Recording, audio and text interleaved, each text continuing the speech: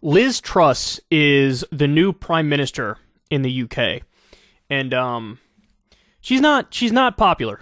She's not liked at all. In fact, the way the system works over there gets a little goofy when they pick the prime minister. She has an 18% approval rating. 18%. Now, when she became prime minister, she decided to get aggressive with her political and economic ideology and philosophy, and she decided, I'm going to do some aggressive tax cuts for the rich. Well, that didn't work out too well, and the markets reacted unkindly to that. The pound plummeted in terms of its value. I think it was almost like dead equal with the dollar, which was the first time in a long time that maybe ever that I've seen that. So let me show you. We're going to start here with the BBC. Here they are talking about the sequence of events that happened. Let's watch. Well, it's been a dramatic week, so let's just recap ourselves what's been going on. On Friday, the UK Chancellor unveiled that mini-budget with the biggest tax cuts in 50 years, as well as increasing borrowing. That rattled the markets. The same day, the pound fell dramatically against the US dollar. On Sunday, Kwasi Kwarteng said that more cuts were coming. On Monday, the pound hit a record. Damn, son. Look at that. Tanked. It was worth $1.03 there. Wow. Low. By Tuesday, mortgage lenders began pulling deals, while pension funds, which invest in government bonds, were forced to start selling even as prices started falling. Next came this statement by the International Monetary Fund criticising the UK government, saying, "We do not recommend large and untargeted fiscal packages at this juncture, as it's important that fiscal policy does not work at cross purposes to monetary policy." Then on Wednesday, the Bank of England... Wow. So that's, as far as I know, that's might be the first time ever that the IMF sort of criticized, the UK in a very large developed country. Basically, what they're saying is you're doing the opposite of what you should be doing right now. I mean, I've never seen anything like this before. Let's continue here. Was forced to intervene to calm the markets. As Bloomberg reported, the Bank of England was concerned that margin calls would cause a gilt crash, the gilt being UK government bonds. Well, watching all of this unfold has been the former Bank of England governor, Mark Carney. Okay, so now let me tell you, so this is in Vox. The UK's growing economic crisis explained. New UK Prime Minister Liz Truss introduced a massive tax cut package and triggered a currency crisis. This week, the UK had its most dramatic currency crisis in recent memory. That's on top of staggering inflation that the Bank of England has yet to significantly curb and a cost of living crisis. The situation in the UK sent global financial markets into a tailspin. Though the present crisis has been driven by a combination of factors, including the economic fallout of Brexit, Prime Minister Liz Truss's recent package of tax cuts has helped push the UK's economy into chaos. On September 23rd, Truss's Chancellor of the Exchequer, Kwasi Kwarteng, introduced the UK's biggest tax cut in 50 years, estimated to amount to about £45 billion over 5 years.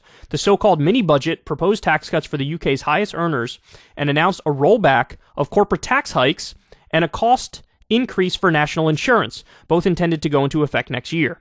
Kwarteng and Truss's plan also slashes the stamp tax, a duty on land sales in Britain and Northern Ireland, in a bid to increase home purchases.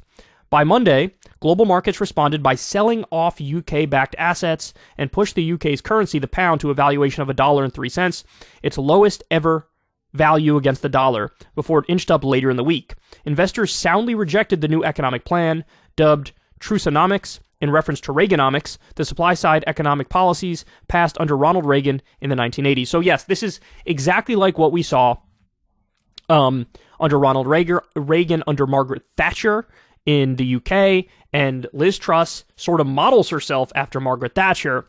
The issue is, number one, I think that economic philosophy is total bunk. Bunk's a funny word. But also, the timing of it makes it extra sus.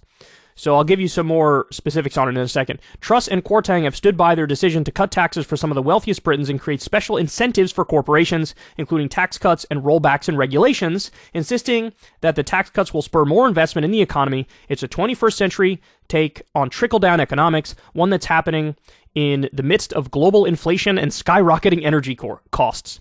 So yes, this is all there is to Reaganomics, all there is to Thatcheronomics is cut taxes for the wealthy, cut taxes for corporations, roll back regulations on the marketplace, and unleash the beast of the free market economy. But there are many problems with this.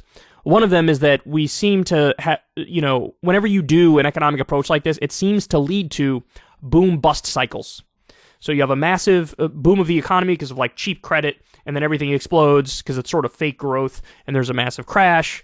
And of course, you have skyrocketing income and wealth inequality in the process.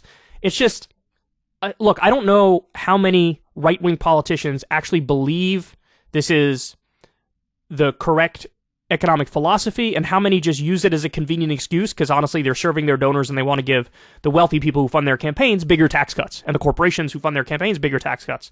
I'm not as familiar with the campaign finance system in the UK though, so I can't really speak to that, but certainly in the US, that is one of the main concerns and why they still stick by this Reaganomics approach even after all the evidence that this is not the way to go. So now, let me give you...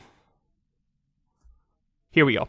The tax cuts are directed towards Britain's top earners. Kwarteng's new measure eliminates the 45% income tax bracket, previously the highest, on earnings more than £150,000. Now the highest bracket is 40% on incomes above £50,271, which will save the wealthiest households about £9,187 per year, The Guardian reported. A planned corporate tax increase from 19% to 25% has also been reversed, putting about £19 billion into the economy that Kwarteng said could be used to reinvest, create jobs, raise wages, or pay dividends, which support our pensions. See, now this is the problem. When we do this economic approach, this stuff doesn't happen. They say it's going to happen, then it doesn't happen. They don't create jobs, they don't raise wages, they don't pay dividends, they don't reinvest. That's just not what happens historically when you take this economic approach. And so it's a fraud. It's effectively a fraud. So I do have an interesting little update for you here. Because of the fact that the UK economy basically tanked when they announced this new plan, just got this morning. Breaking news. In a striking reversal, Prime Minister Liz Truss of Britain scrapped a plan to cut taxes on high earners, part of a widely criticized proposal. So, victory as a result of the massive, massive chaos that we saw in Britain. By the way, I do also want to make a comment on the highest bracket is now 40%, which is similar to what it is in the US. But they do it on incomes above £50,271. So the highest bracket is over basically about, $55,000 a year? No, you need a much more progressive tax system than that, man. Much more progressive tax system than that. That's crazy. That's crazy. So I want to give you more of this ideology and philosophy and where it comes from. Again, you could talk about Ronald Reagan in the US. In the UK, you could talk about Margaret Thatcher. Thatcherism is a form of British conservative ideology named after Conservative Party leader Margaret Thatcher. The term has been used to describe the principles of the British government under Thatcher from the 1979 general election to her resignation in 1990, and continuing into the Conservative governments under John Major and David Cameron. Proponents of Thatcherism are referred to as Thatcherites.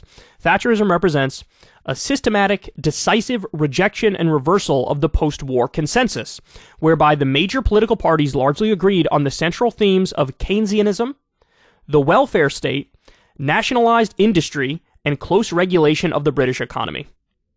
So that was the default. In other words, sort of like FDR New Deal politics was the norm in the developed world. Then came Reagan, then came Thatcher, obliterated that. Under Thatcher, there was one major exception to Thatcherite changes, the National Health Service, which was widely popular with the British public. So it's the one thing she spared from her, grotesque ideology. It's like, I can't touch the NHS. It's sort of like a third rail here in the UK, so I'm going to leave the NHS be, but everything else, let's privatize, let's deregulate, let's go nuts. In 1982, Thatcher promised that the NHS was safe in our hands, and in 1987, that the NHS was only safe with us. The exact terms of what makes up Thatcherism, as well as its specific legacy in British history over the past decades, are controversial. Ideologically, Thatcherism has been described by Nigel Lawson, Thatcher's Chancellor of the Exchequer, from 1983 to 1989 as a political platform emphasizing free markets with restrained government spending and tax cuts, coupled with British nationalism, both at home and abroad. Although Thatcher herself rarely used the word Thatcherism during her campaign for the 1987 general election, she gave a speech in Solihull and described the economic successes there. She said, "That's what I call Thatcherism." The Daily Telegraph stated in April 2008 that the program of the next non-conservative government, Tony Blair's New Labour, basically accepted the central reform measures of Thatcherism, such as deregulation, privatization of key national industries, maintaining a flexible labor market, marginalizing the trade unions, and centralizing power from local authorities to central government. So, this is exactly what happened in the U.S. with Ronald Reagan.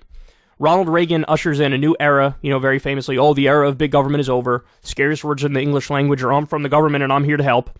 Ronald Reagan ushered in this new era, which exact same political and economic philosophy. And then you had Bill Clinton after him, the Democrat after him, basically solidify that legacy and say, no, I agree. In fact, I think it was Bill Clinton who said the era of big government is over. It was Ronald Reagan who said the scariest words in the English language are I'm from the government and I'm here to help. So you had the Democrats agree. This became the consensus that the New Deal era was over and we're all going to agree to the basic tenets of Reaganism. More free markets, more deregulation, more privatization. And so Tony Blair in the UK, Bill Clinton in the US, they solidified this era by agreeing to the core tenets of it. Now, critics of Thatcherism claim that its successes were obtained only at the expense of great social cost to the British population. There were nearly 3.3 million unemployed in Britain in 1984, compared to 1.5 million when she first came to power in 1979, though that figure had reverted to some 1.6 million by the end of 1990. While credited with reviving Britain's economy, Thatcher was also blamed for spurring a doubling in the relative poverty rate. Britain's childhood poverty rate in 1997 was the highest in Europe. When she resigned in 1990, 28% of the children in Great Britain were considered to be below the poverty line, a number that kept rising to reach a peak of nearly 30% during the government of Thatcher's successor, John Major. During her government, Britain's Gini coefficient reflected this growing difference, going from 0.25% or 0.25 in 1979 to 0.34 in 1990. At about which value it remained for the next 20 years under both Conservative and Labour government. So in other words, income and wealth inequality shot through the roof and poverty shot through the roof. This is what this economic and political approach gets us. And so, look, it's good that you have Liz Truss backing off of that tax cut plan for the top bracket, eliminating the top bracket, but believe me, she didn't give up on all of her ideological predispositions and concerns like that because of the market reacting unfavorably to it up front. She's going to do a lot more harm. She's going to do a lot more harm, believe you me. So, buckle up and let's keep a hawkeye on it. If you want to see me and Crystal Ball interview legends like Noam Chomsky, Cornel West, and more, subscribe to Crystal Kyle and Friends on Substack. $5 a month gets you the video version a day early. Remember, we take 0 ad dollars for this podcast. Or you can sign up on Substack for free and get the audio version a day later. Link in the video description box below.